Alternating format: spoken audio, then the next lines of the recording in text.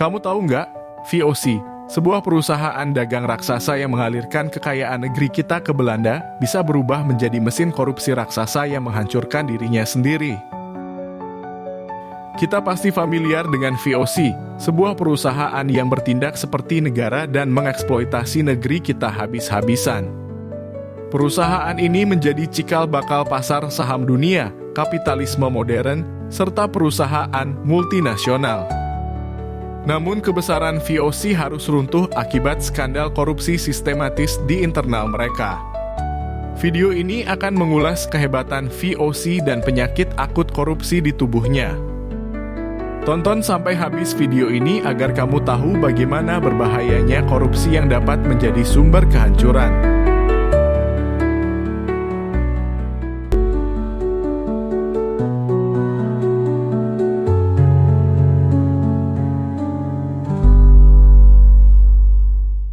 Sejarah VOC.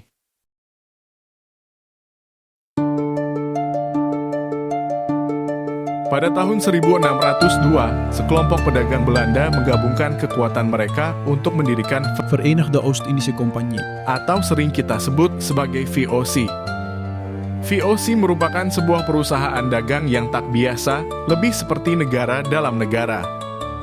Dengan dukungan resmi pemerintah Republik Belanda, VOC diberi hak eksklusif atas perdagangan rempah-rempah di Asia, hak mencetak mata uang, bahkan kekuasaan militer untuk melindungi jalur komoditas strategis. Pada saat itu, Belanda merupakan sebuah negara berbentuk republik yang terdiri dari 7 wilayah. VOC bukan sekadar bisnis, tapi kolonialisme kapitalis yang pertama kali dibentuk dalam sejarah modern. Ini menciptakan model perusahaan publik global yang belum pernah ada sebelumnya. Orang-orang dari berbagai lapisan masyarakat di Belanda dapat membeli saham dan ikut ambil bagian dalam kekayaan yang mengalir dari bumi Nusantara. VOC langsung memperluas pengaruhnya dengan membangun benteng strategis seperti Batavia yang dibangun di Pulau Jawa pada tahun 1619 menjadi pusat pemerintahan dan perdagangan.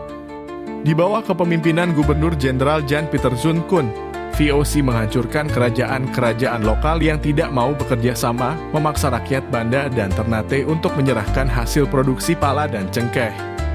Eksploitasi brutal ini berjalan sangat lancar karena mereka didukung teknologi militer dan organisasi administratif yang jauh lebih canggih daripada pemerintahan lokal.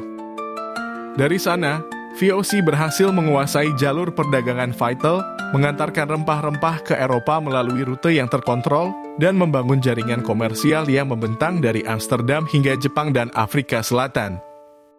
VOC dengan cepat menunjukkan keuntungan yang luar biasa. Pada tahun 1618, VOC membagikan dividen sebesar 162,5% dari nilai investasi pemegang saham, nilai yang sulit dicapai oleh perusahaan modern saat ini. Keuntungan perusahaan berasal dari perdagangan rempah-rempah, budak, tekstil, dan senjata. VOC juga mengeksploitasi terhadap ratusan ribu manusia yang dipaksa bekerja di perkebunan dan pelabuhan. Pada tahun 1650, pendapatan tahunan VOC mencapai sekitar 10 juta gulden Belanda. Jumlah ini 2 kali lebih besar dari pendapatan tahunan seluruh Federasi Republik Belanda pada saat itu. Laba bersihnya mencapai lebih dari 2 juta gulden per tahun. Pada tahun 1672, laba VOC melonjak mencapai 8,5 juta gulden, menjadikannya perusahaan yang paling menguntungkan di dunia. VOC adalah pionir mekanisme saham yang revolusioner. Pemerintah Belanda membangun bursa saham Amsterdam untuk memfasilitasi perdagangan saham VOC. Tingginya dividen pada tahun 1618 menyebabkan para investor dari semua kalangan tertarik membeli saham VOC. Keuntungan ini menyebabkan permintaan terhadap saham VOC melonjak, mengubahnya menjadi simbol kemewahan dan keberhasilan bisnis di Eropa.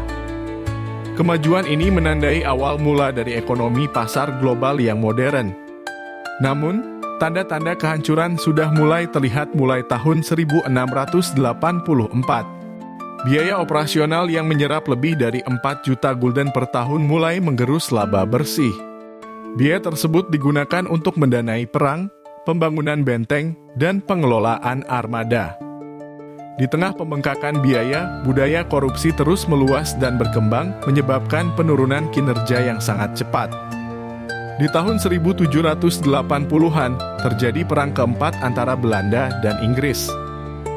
Konflik ini tidak hanya mengguncang lautan Eropa, tapi juga mengubah nasib perdagangan global. Perang tersebut berdampak dahsyat pada VOC. Sekitar 43 juta gulden kerugian finansial mendera VOC akibat hancurnya sebagian besar kapal dagang mereka di tengah laut. Setelah perang berakhir, keuangan VOC yang sudah rapuh benar-benar runtuh. Mereka terjebak dalam lingkaran setan, meminjam uang untuk bertahan hidup, lalu semakin terlilit utang. Berbagai upaya restrukturisasi pun dilakukan, seperti perubahan manajemen, pemotongan anggaran, bahkan reformasi operasional. Namun semuanya sia-sia. Pada tahun 1796, Dewan Direksi VOC akhirnya diberhentikan. Mereka bukan hanya gagal menyelamatkan perusahaan, tapi juga kehilangan kepercayaan publik dan pemerintah Belanda. Meski demikian, VOC masih terus beroperasi. Piagamnya diperpanjang berkali-kali seperti tidak ingin mati. Tanggal 31 Desember 1799 menjadi batas waktu terakhirnya. Piagam VOC dibiarkan kadaluarsa tanpa perpanjangan. Di hari itu, VOC secara resmi bubar. Sebuah simbol kejayaan yang pernah membentang dari Hindia Timur ke Eropa runtuh dan meninggalkan utang lebih dari 136 juta gulden. Korupsi di VOC.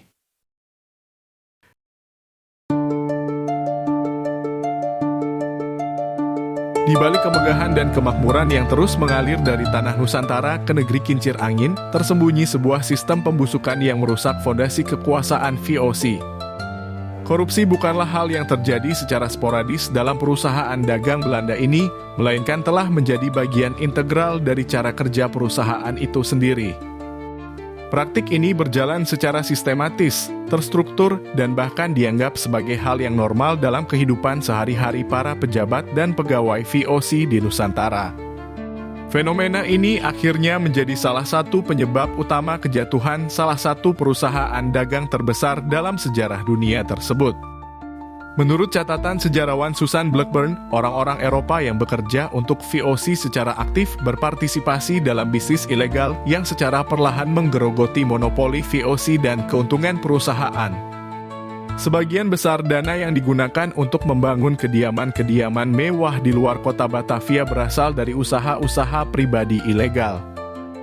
Para pegawai VOC secara aktif menyelundupkan barang dagangan mereka ke dalam kapal-kapal milik perusahaan, serta menyalahgunakan jabatan dan wewenang yang mereka miliki untuk kepentingan pribadi yang merugikan perusahaan. Willard Hanna dalam analisisnya menyatakan bahwa kegagalan VOC dalam menciptakan Nusantara sebagai koloni makmur merupakan akibat mentalitas perusahaan yang sangat monopolistis. Tujuan utama VOC bukanlah membangun masyarakat koloni yang sejahtera, melainkan memonopoli perdagangan dan menerapkan pembatasan-pembatasan yang pada akhirnya justru merugikan perusahaan itu sendiri. Mentalitas tersebut juga menghambat perkembangan perusahaan-perusahaan swasta dan perdagangan bebas di wilayah Nusantara. Ketika perdagangan rempah-rempah di Nusantara telah mapan, praktik korupsi menjadi semakin terstruktur dan rutin. Pegawai-pegawai company secara terbuka menarik 10 hingga 20% dari semua pengiriman barang, memisahkan 10% untuk penguasa daerah, serta membeli dari produsen dengan harga yang sangat rendah. Para pegawai sering membayar kepada pekerja dengan harga 1 atau 2 meter kain murah untuk kerja keras mereka memanen rempah-rempah. Sistem ini kemudian dikembangkan lebih jauh demi kepentingan para pejabat company dan para penguasa lokal. Pada saat yang sama, sistem ini mendatangkan kerugian besar bagi VOC itu sendiri dan penduduk di negara koloni Nusantara. Kurangnya tata kelola perusahaan yang baik memungkinkan korupsi meluas di antara para pejabat dan pegawai VOC. Petinggi VOC sangat bernafsu menciptakan daerah kekuasaan pribadi mereka yang berada di luar jangkauan pengawasan para pemilik saham dan pemimpin mereka di Belanda. Nafsu serakah tersebut mendorong terjadinya korupsi yang semakin merajalela. Praktik korupsi yang parah ini membuat VOC sering diplesetkan menjadi verkan onder korupsi yang berarti binasa oleh korupsi. Salah satu gubernur jenderal VOC yang paling banyak dituding melakukan praktik korupsi adalah Cornelis Janson Spilman yang menjabat pada periode 1681 sampai dengan 1684. Spilman dikenal sebagai pemimpin ekspedisi militer untuk ekspansi VOC di Nusantara.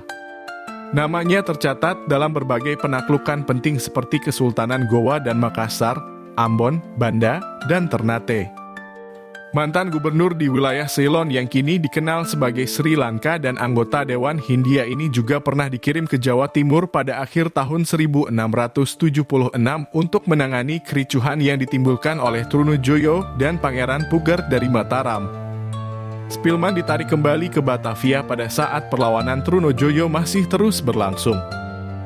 Arsiparis dan sejarawan Mona Lohanda mencatat bahwa masa jabatan Spilman sebagai gubernur jenderal pada awalnya dipandang aman-aman saja oleh orang Belanda. Namun, tak lama setelah Spilman meninggal pada tahun 1684, berbagai kritik terhadap kepemimpinannya bermunculan. Selain masalah penahanan kapal, ketidakberesan administrasi dan pemerintahan di Batavia juga menjadi sorotan dengan Spilman dituduh memerintah semaunya tanpa konsultasi dengan Dewan Hindia serta memanipulasi keuangan untuk keuntungan pribadi. Spilman juga disebut terlibat dalam perdagangan ilegal dan mengumpulkan kekayaan dalam jumlah besar melalui penggelapan dan penyelundupan. Akibat tuduhan-tuduhan ini, seluruh harta kekayaannya yang ada di koloni disita oleh VOC. Namun, sebagian besar hartanya diperkirakan telah diselundupkan ke Belanda dalam bentuk perhiasan-perhiasan berharga yang tidak dapat dilacak. Selain Spilman, gubernur jenderal lain yang juga dituduh terlibat korupsi adalah Johan van Hoorn dan Diederik Durven. Durven dituding terlibat dalam perdagangan gelap yang pada masa itu memang marak dilakukan oleh para pejabat tinggi VOC sebagai cara cepat untuk mengumpulkan kekayaan pribadi. Akibat tuduhan ini, Durven dipecat dari jabatannya sebagai gubernur jenderal pada tahun 1731. Meski dituding terlibat nepotisme dan korupsi, kasus Durven tidak pernah dibawa ke pengadilan sampai ia meninggal di Delft. Hal ini menunjukkan VOC melindungi pejabat tinggi mereka meskipun telah terbukti melakukan praktik-praktik yang merugikan perusahaan dan masyarakat koloni. VOC pernah menjadi perusahaan paling menguntungkan di dunia dan pelopor kapitalisme modern berkat eksploitasi brutal di Nusantara. Namun kebesaran dan kemegahannya harus lenyap dan menyisakan hutang yang besar karena rendahnya akuntabilitas serta korupsi sistematis yang merajalela di perusahaan itu. Kehancuran VOC bukan sekadar sejarah bisu yang tertumpuk debu, tapi pengingat bagi setiap pemimpin perubahan betapa berbahayanya korupsi dan kesewenang-wenangan. Mari bersama kita bangun negeri kita yang lebih adil, lebih transparan, dan lebih berdaulat.